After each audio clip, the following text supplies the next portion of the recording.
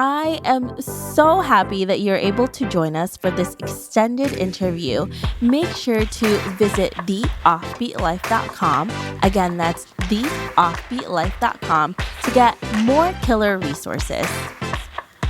Hey friend, are you looking to land a remote gig ASAP? Well, did you know that we not only have a ton of online jobs you can apply to on our site, but now we're also sending them straight to your inbox.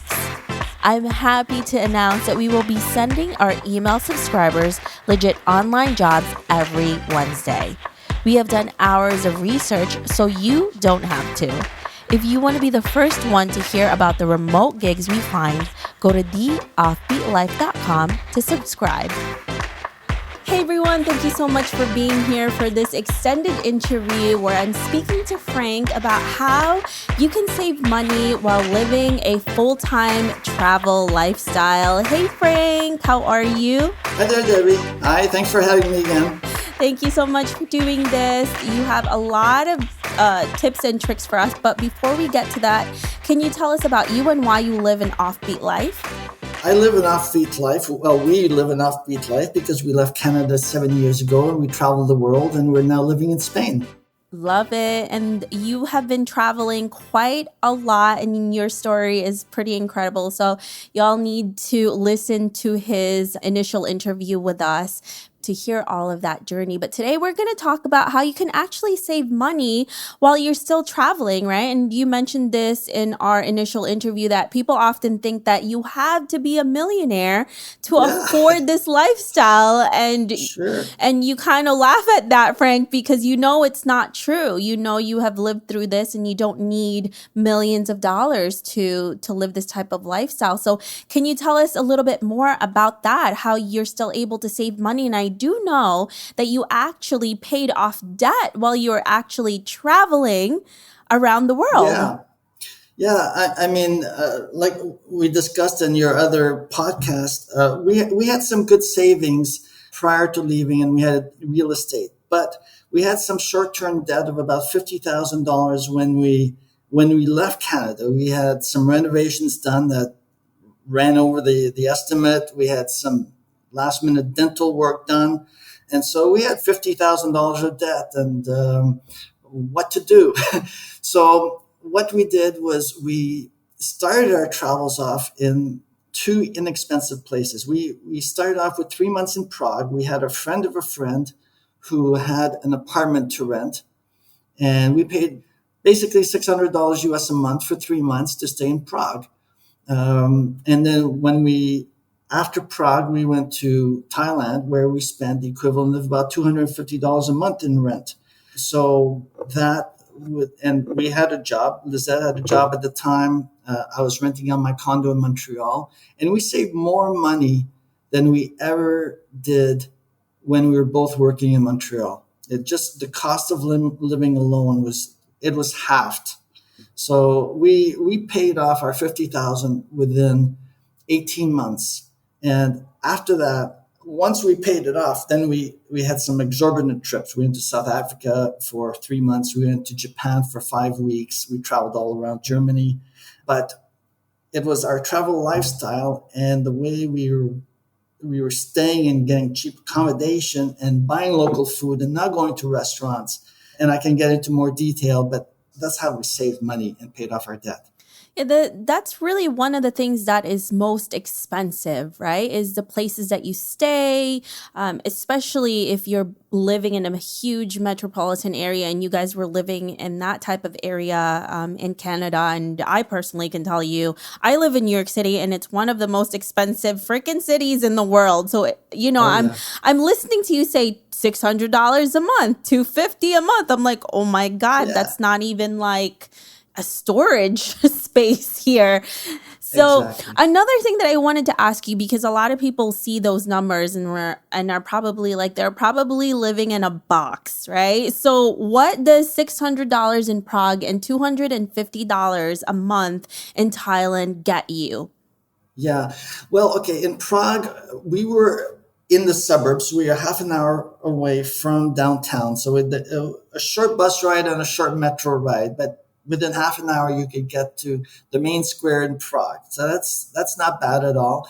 It was a large 2-bedroom apartment Wow. right next to these psychiatric hospital.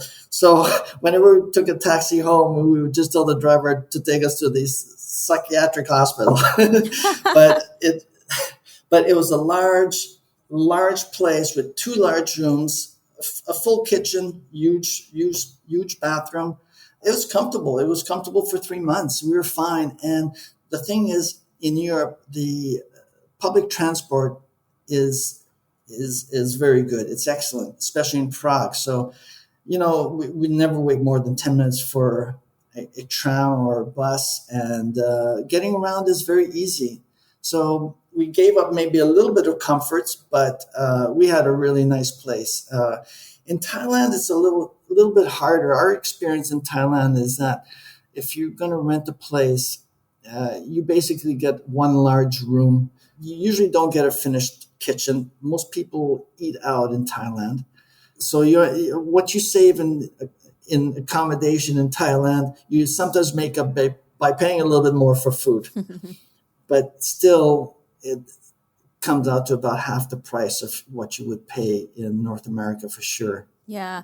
And I am not complaining about that. I love food. So that sounds like a good deal to me. Now, Yeah. speaking of food, Frank, how do you find cheap food, right? Because that's another thing that a lot of people like to spend money on. How do you make sure Yeah. that you're able to spend and save at the same time? You go to a supermarket like everybody else.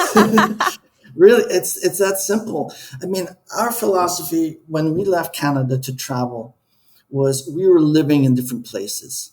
We weren't being tourists. We were living in different places. We stayed in Prague. We had our apartment in Prague. We would go downtown. We would do different activities, but you do all the same activities. You go shopping. You do your groceries. At that time, Lizette was still working remotely, so we had some strict hours. The only difference is that we were doing it in Prague instead of in Montreal. Mm.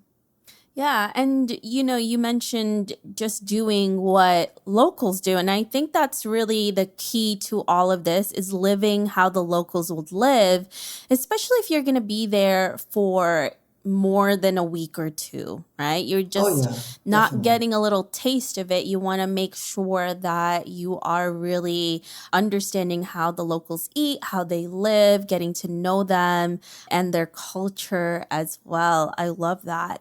Are there any other tips that you would like to give us, Frank, on how to do this?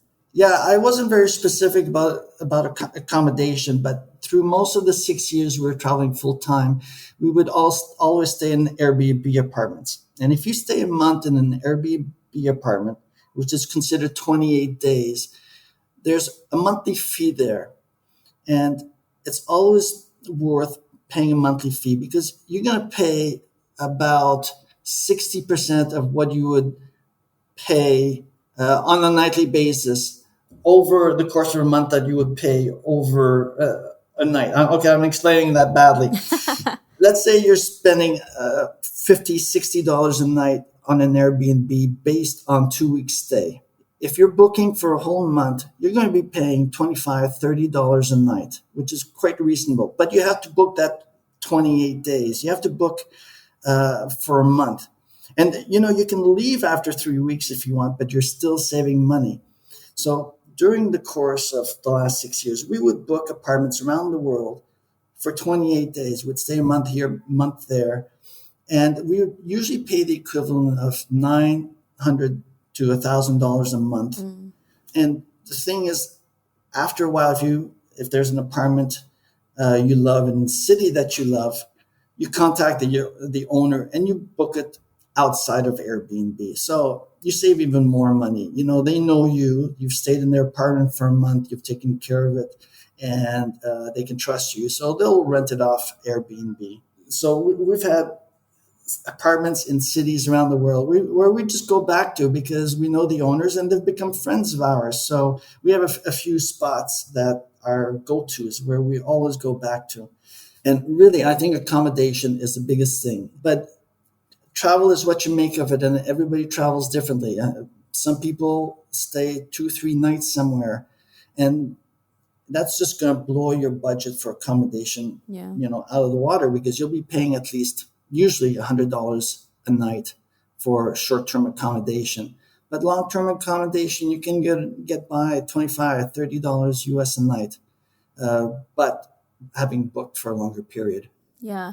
And it's also a great way for you when you start off with Airbnb to see if you like the area, if you like the apartment. And like you said, if you decide that you like that place and the area that's around it, then you can broach the subject to the owner to let you stay there for a longer period of time without having to pay for accommodations, and you don't even know if you like it there yet. So, well, that's always the risk. This is the downside. It's actually a downside, because the problem is you're booking for 28 days, and sometimes you don't know exactly what you're going to get. Yeah. I mean, you can look at the photos. I have a few tips on that. You have to, if the host is a super host, then chances are it's a good host and the apartment's good. And you have to really check out the reviews. You have to really look at the map and decide if this area of town is right for you, and if the transport is there. You have to do your research. But most of the time, in our experience, we've done well with long-term rentals. But the problem is, with the long-term rental, you cannot get all your money back if you're going to cancel. Yeah. With the short-term rental, you can. If you're staying 2-3 nights, you can cancel up to a few days before the reservation, and it's okay to walk away after 3 nights somewhere, but it's a pain when you're stuck somewhere for a month and you go, oh my God, I just spent $1,000. I can't get out of here. We've had some experience in Armenia where we got to an Airbnb apartment that was just horrendous, and we had to get Airbnb involved, but in the end, they really helped out, and we were fine. We worked it out. Yeah, that's good. That's good to know that they have your back in that. Well, thank you so much, Frank, for sharing all of these tips with us. We really appreciate them. If our listeners want to know more about you, where can they find you? On our blog, The Travels of Barbecue Boy and Spanky. Love it. That blog name gets me every time you say it. So make sure you all go and check it out. Thanks again, Frank, for being here. Okay, thank you, Debbie, for having me. I hope you enjoyed this extended interview with Frank. Make sure to visit theoffbeatlife.com. Again, that's theoffbeatlife.com to get the full interview where he shares how to make slow travel sustainable. Hey friend, have you been wanting to start a podcast? I know it can be overwhelming in the beginning. Believe me, I have been there. Lucky for you, we have created a new site called howtocreateapodcast.com that shares a ton of freebies that can help you get started. From launching, growing to monetizing, we share it all in one place. Visit howtocreateapodcast.com for more information. Thanks for joining me on this extended interview. Don't forget to subscribe and leave a review on iTunes.